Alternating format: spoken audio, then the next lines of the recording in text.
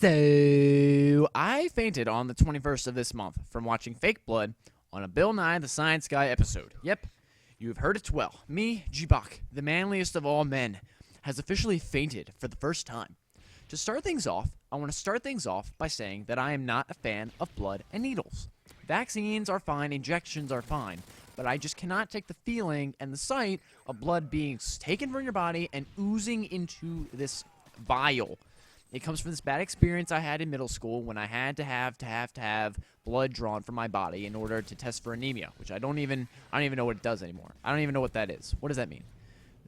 Long story short, I hate getting blood drawn. Don't get me wrong, I'm fine with blood that I know is fake, such as, in TV, movies, and whatnot. But real blood just makes me want to... Ugh. On this particular day, my biology class was to start studying the circulatory system. And even just talking about veins or blood vessels makes my arms cringe, but I've managed to, up until this point, be able to, shake it off. However, that day, I guess my body just felt like being a pussy. So now we are going to watch an episode of Bill Nye the Science Guy, and most of the class is really excited to watch a little kid show that really only teaches us a basic knowledge that we already know about the circulatory system, considering that, it's a kid's show. So when I start to realize that I'm not exactly feeling well, was the moment when my teacher explains why the heart makes the beating sounds of the heart. I'd rather not explain it, as it would A, take up too much time in the video, and B, bore you to tears. So I'll just put a link in the description to a site that explains it. So, yeah. So I hear this, and I get that immediate reaction of my arms cringing. I'm trying to, I'm just rubbing my arms up against my hips. It's just, I look weird doing it, but I managed to somewhat shake it off, but still have it in the back of my mind. And then the show now moves to this segment of this little boy, and he has on these tables these giant buckets of what I know is fake blood, explaining that this is how much blood you have in your body. And I was like, fine. I was like, oh, okay, that's cool.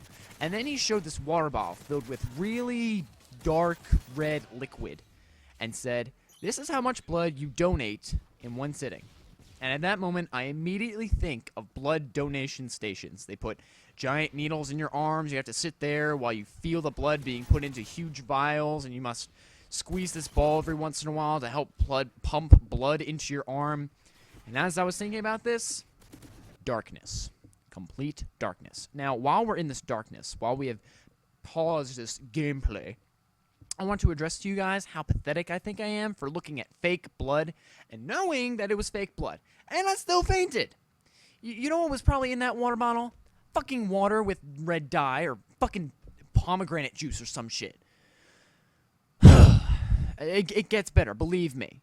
So coming from this darkness, I immediately think that I was just asleep. But I felt this person, who was this girl sitting next to me, to the right of me, hoisting me upright. So I now have this tunnel vision where the center is sort of blurry, and surrounding that is what I can only describe as TV static, black and white dots. The blurry center starts to enlarge and become not so blurry, and during this whole time, people are asking me if I was fine, if I was okay, and I, thinking that I had fallen asleep, just said that I was fine and that I had fallen asleep. And then they all started to explain that I fainted. I fell onto the table with my chin and fell into the girl sitting right to my left. At this point, I began to feel an immense amount of embarrassment. I started to apologize to the girl sitting next to me. She probably either thinks now that I'm A, incredibly weird, or B, a pansy. So, yeah. The show stops. The lights were on. The teacher calls the nurse, and I'm sitting in embarrassment. I had my head down on the table, and people thought that I was going to faint again, when I really just felt like crap. I felt guilty about falling on this girl, and I did not really want to exist at that moment. So I'm waiting for the nurse to come, and the girl to my right that pulled me up talked to the girl behind me and said, "Are you okay? You don't look so good." Moments later, I see her rush out of the chair, so I look behind me to see that the girl sitting behind me was fainting due to seeing me faint. Moments later, the nurse shows up, shocked to see that now 2 people have fainted. 2. And she has a wheelchair for me to ride in. At this point, I just feel like a complete asshole. Even though I know now that I really shouldn't feel that bad, as it is just for some people to, as a natural reaction, faint after seeing another person faint. Again, at that moment, I did not feel like existing. I felt like just dying. But I went into the wheelchair, bell rings for lunch. 1/3 of the class just kind of stares at me saying nothing.